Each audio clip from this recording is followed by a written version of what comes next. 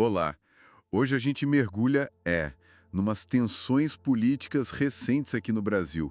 A coisa envolve figuras que normalmente a gente veria juntas, sabe? Estamos falando de umas declarações do Eduardo Bolsonaro, lá do PL de São Paulo, que ele fez nos Estados Unidos, e parece que isso causou um certo barulho entre os aliados. Nossa análise vai se basear em materiais que cobrem essa saia justa política e também a questão sempre quente das tarifas de combustíveis, o tal do tarifaço.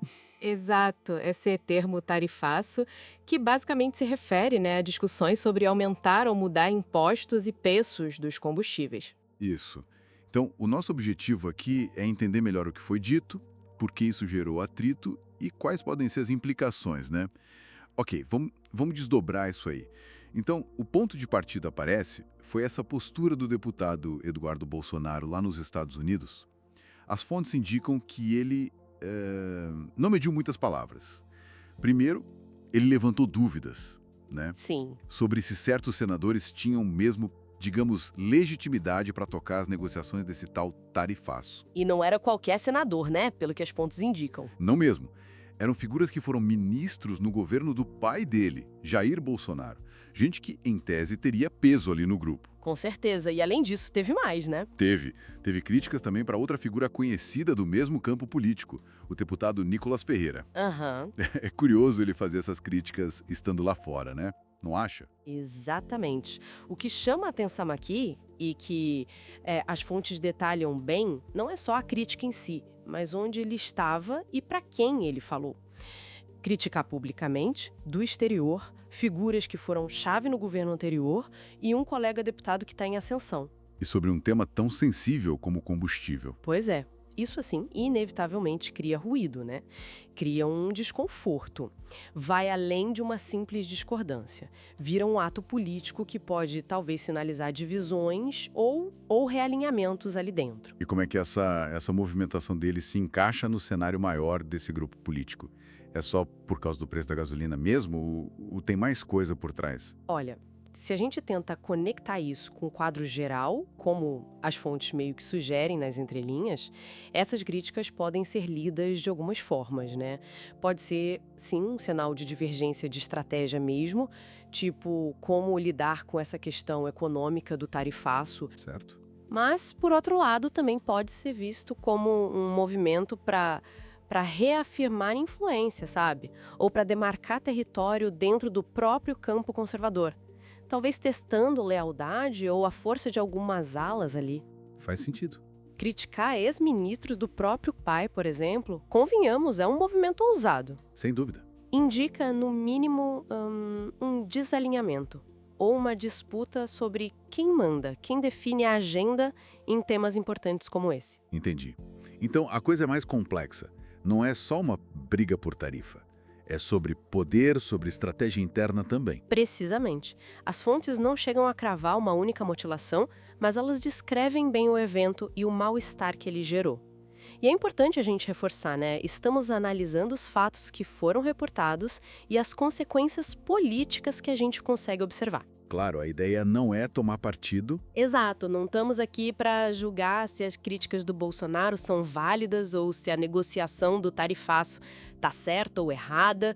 O foco é entender a dinâmica política que esses eventos mostram, com base no material que a gente tem, a forma pública como foi feita e o momento escolhido para essas críticas. Isso por si só já é um dado relevante para análise, né? Ok. Então, juntando as peças aqui. Qual é o retrato que está se formando disso tudo? Parece que essas declarações do Eduardo Bolsonaro nos Estados Unidos, pelo que foi noticiado, fizeram mais do que só criticar, né?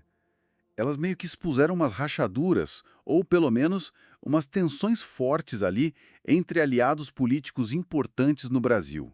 Uhum. Questionar a atuação de gente graúda num debate tão central como o custo do combustível, isso acaba levantando dúvidas sobre a união desse grupo, não? Sobre a coesão deles. Exato. E isso levanta uma questão importante olhando para frente que o material nos permite pensar, considerando essas fricções internas que vieram à tona agora. Partida, então, essa informação, um colega deputado, a fonte não diz quem, tá? Estaria, assim, publicamente insatisfeito com o Ferreira. E pelo que parece, são duas reclamações principais que vieram à tona. A primeira tem a ver com uma percepção de falta de solidariedade. Isso teria acontecido naquele episódio da tornozeleira eletrônica do Bolsonaro, lembra? Parece que se esperava um apoio mais explícito do Ferreira. Um apoio que aparentemente não veio do jeito que esse crítico esperava, né? Exato. E o interessante aqui, né, é observar como essa coisa da demonstração pública de lealdade, nossa, isso é muito forte na política. Em momentos assim, de crise ou de pressão sobre uma figura central, como o Bolsonaro, né, o silêncio ou então a falta de uma defesa mais veemente por parte de aliados próximos, e o Ferreira é visto como próximo por muitos, né? Isso pode ser interpretado de várias maneiras. Tipo como um distanciamento? Isso, ou talvez falta de comprometimento com o grupo, sabe? A fonte sugere que foi justamente essa ausência, essa falta de um gesto de apoio claro, que acabou gerando o atrito. Faz sentido pensar nessa dinâmica de grupo, sim. Mas olha, além dessa questão do apoio lá no caso da tornozeleira, parece que teve outro ponto que pegou, né? Algo mais ligado à economia. Exatamente. A segunda crítica que apareceu nas fontes foi a ausência de um posicionamento, digamos, forte, né, do deputado Ferreira sobre um aumento de tarifas. Um aumento significativo que ficou conhecido aí na discussão como tarifaço. Tarifaço. Essa palavra geralmente aparece quando tem aumento de imposto, taxa, algo que pesa no bolso, né? Seja das pessoas ou das empresas. Isso mesmo. E pelo que as fontes indicam, a crítica foi que enquanto talvez outros políticos da mesma linha ideológica estivessem se manifestando mais energicamente contra esse aumento, a postura do Ferreira foi vista como tímida. Ou até inexistente. Ou inexistente, por esse colega deputado que reclamou. Entendi. Mas por que isso seria tão relevante assim? A ponto de gerar uma reclamação pública, mesmo que não direta? Olha, aí podem entrar alguns cálculos políticos, né? Ficar em silêncio sobre um tema econômico que é impopular. Pode ser uma estratégia para evitar desgaste, sabe? Por outro lado, para um grupo político que se coloca como defensor do contribuinte ou contra aumento de imposto, Sim. a falta de uma voz ativa, né, pode ser vista como uma incoerência.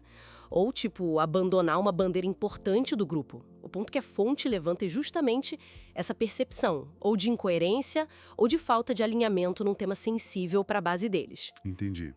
Então, temos de um lado uma cobrança por lealdade, por apoio simbólico no momento delicado. Isso. E do outro, uma cobrança por um posicionamento mais firme numa pauta econômica importante para eles. Precisamente. As duas críticas, né, embora sejam diferentes, elas tocam em pontos centrais da coesão política. A solidariedade dentro do grupo e a consistência, vamos dizer, ideológica na esfera pública. O que as fontes estão sugerindo é que, na visão desse deputado crítico, o Ferreira teria falhado nesses dois aspectos recentemente.